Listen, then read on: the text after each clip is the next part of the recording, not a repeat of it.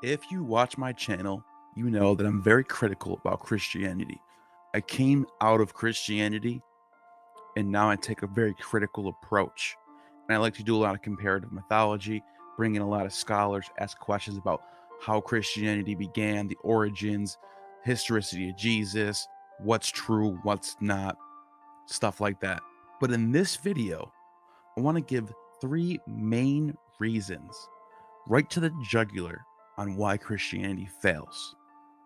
These are 3 things, in my opinion, that demonstrate why Christianity fails. Number 3 is the historicity. And I'm not talking about Jesus' historicity. I'm talking about the Old Testament here. The Bible gives a lot of data on the ages of certain patriarchs going back from Adam all the way to Jesus.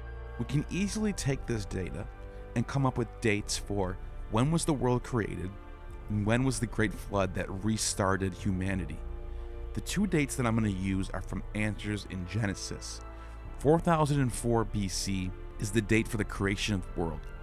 2348 BC is the date of the flood. Now, some of you might be saying, but the Bible doesn't give these dates, so how can we know that? It's just as simple as taking the genealogy in either Luke or Matthew, adding up the dates and the ages of the patriarchs and when they had their children, and coming to these numbers. It's very simple. You either believe that these events happen historically, or you just don't think that these are historical events. There's one or the other. You can say it's all metaphor, and that's fine and all. But we're talking about, if this isn't real, if the world wasn't created in 4004 BCE, and Adam and Eve did not sin in the garden, then what is the point of Jesus dying for your sins? You are destined for hell because Adam and Eve sinned. In fact, the year 4004 BCE, we have so much archaeological data of what was happening in the world. There were cities already. There was writing systems. There was governments. There was armies. This was not a year where we see no human activity. That's not the case. We have civilization all over the globe by this time. The United States Census Bureau estimates that the world had around 7 million people in the year 4000 BCE. Another reason for the flood, for me bringing that up, Jesus himself even talks about the flood. Matthew 24:38, where he says, "For as in the days that were before the flood, they were eating and drinking, marrying and giving in marriage, until the day that Noah entered into the ark, and knew not until the flood came and took them all away. So shall also the coming of the Son of Man be." This is important because Jesus himself is saying that the flood occurred. If he's wrong and the flood didn't occur, that's a problem. For the year 2348 BC, we know from archaeology that the world had a decent population. In fact, around that time, there's probably around 25 million people living in the world. Archaeology in China, archaeology in Siberia, archaeology in Europe, Africa. There is not a single chance that the world's population started over that year. We have Sumerian tablets from in around this time talking about day-to-day functions. Nobody is talking about the world ending and starting over again. It's impossible. Not only that, even the science behind this flood, that the world was underwater, is physically impossible because there's not even enough water to cover the highest mountain peaks. If these events didn't happen, if Adam and Eve didn't sin, if Adam and Eve aren't historical people who sinned, then Jesus dying for your sins does not even matter. If the flood didn't happen, then Jesus was wrong. Which brings me to the number 2, is the end of the world. As I just stated, Jesus is comparing the end of the world to the flood when he says that also the coming of the Son of Man shall be like the flood. In Matthew 16:27, Jesus says that some of you standing here will not taste death before they see the Son of Man coming in his kingdom. This is a flat lie because everybody who is living in the time of Jesus is long dead. This is a clear false prediction from Jesus himself, saying that the end of the world is at hand and it will be here within some of their lifetimes. That did not happen. The Apostle Paul would even tell people in the epistles not to marry because the world was going to end any day now. From generation to generation, from the first century till now, there has been over 200 major failed end dates from major Christian theologians, including the Pope in the year 1000 CE, in which Pope Sylvester told the world that they had less than 30 years remaining and that everybody should get ready for the coming of the Son of Man, and this did not happen. To this day, Christians are still saying that there is 4 years left, 2 years left, 1 year left, and it never happens. If this isn't true, if we've gone this far and the world hasn't ended yet, does this mean Jesus was wrong? And the number one reason why Christianity fails is the simplest, right for the jugular. I bet you none of your Christian friends will be able to answer this question. And it's simple. What did Jesus sacrifice? Now think about this for a second.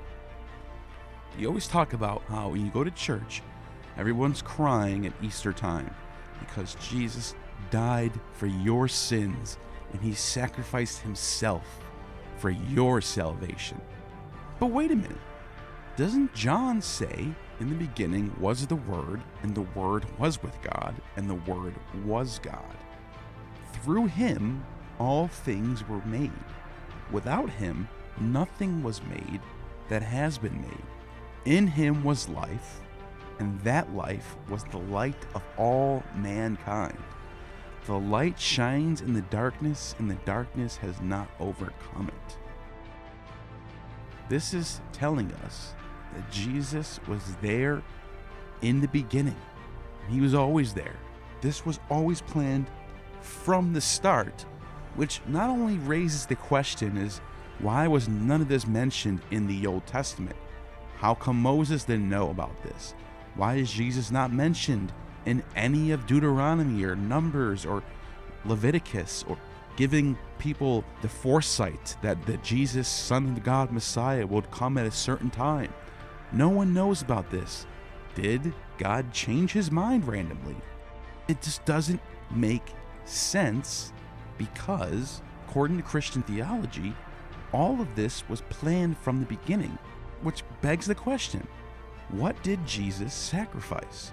If it was planned from the beginning that to redeem Adam and Eve and the world from sin, God would have to take on the form of flesh, go into the world, teach people about heaven, die, and then rise.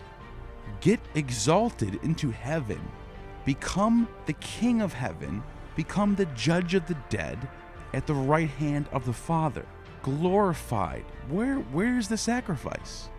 Who was sacrificed? What was sacrificed? To sacrifice something is to give something away that you never get back. The definition of sacrifice: the act of offering something to a deity in proposition or homage, especially the ritual slaughter of an animal or a person. The idea of sacrifice for Yom Kippur was to let free a goat into the wilderness, had the sins of Israel within it. The other goat was slaughtered in the temple as a sin offering. In the case of the New Testament, you have Jesus being taken out to be crucified, and Pontius Pilate offers the Jews one of these prisoners free, either Jesus or Barabbas, in which the Jews asked for Barabbas to be set free and Jesus to be crucified.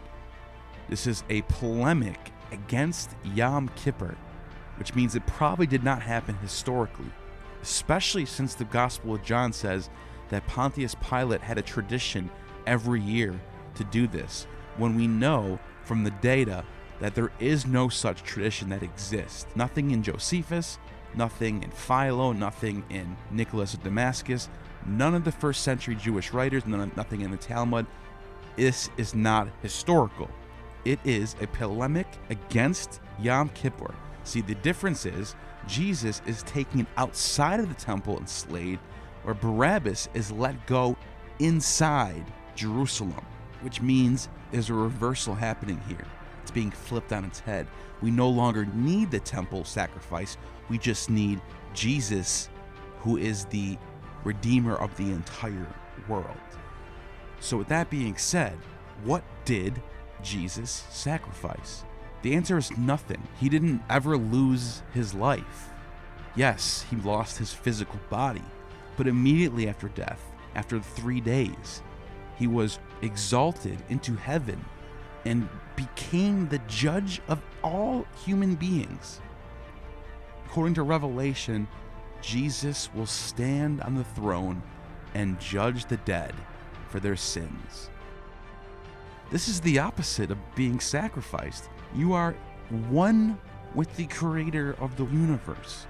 There's nothing that you lost. And if that's your idea of a sacrifice, then I just have to wonder, is this even real? Number 3, 2, and 1 on this list are interconnected in a way. If Adam and Eve are not real historical people and the flood did not actually happen, then what is Jesus dying for? Nothing. With that being said, I want to know what you guys think.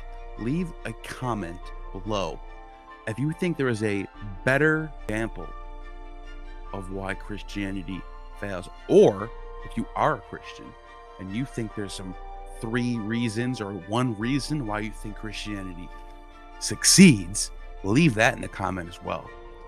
I definitely want to read it, and I will comment. With that being said, you have just attained true gnosis.